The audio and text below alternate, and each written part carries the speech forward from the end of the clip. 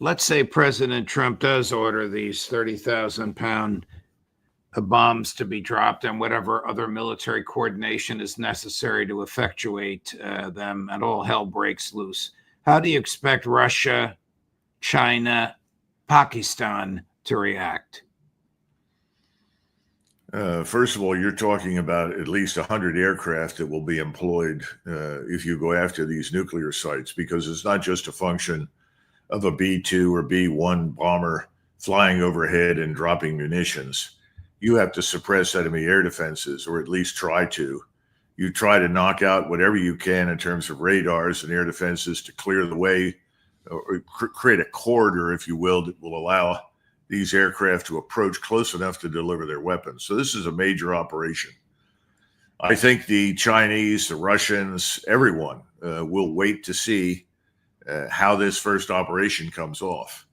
And then I suspect that in addition to the entire Islamic world, which will line up with Iran against Israel and the United States, I think the Chinese and the Russians will then decide just exactly what they want to do and what will be helpful.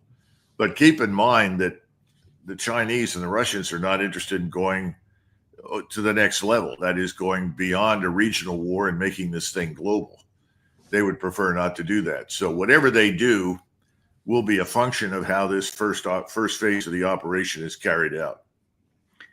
Do you give credence to the reports that Pakistan might use its nuclear weaponry to attack the Netanyahu regime? I think that Pakistan would certainly turn over nuclear warheads to another Muslim country under this kind of threat. For many, many years, the Pakistanis have made it clear to their friends in Ankara that they would provide the Turks with nuclear warheads that the Turks could then mate to missiles and use if necessary. What no one expected was that a Sunni Muslim country like Pakistan, that has a certain amount of friction with Iran because it's a Shia state, would also do the same thing for Iran, but I suspect they will.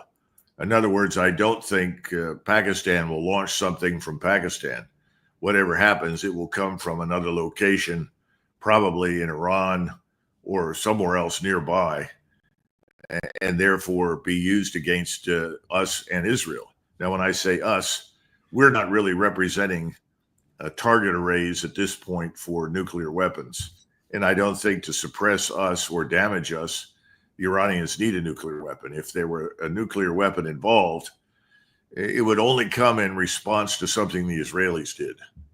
And if the Israelis use a nuclear weapon, they can bet 100% that one will be thrown back at them.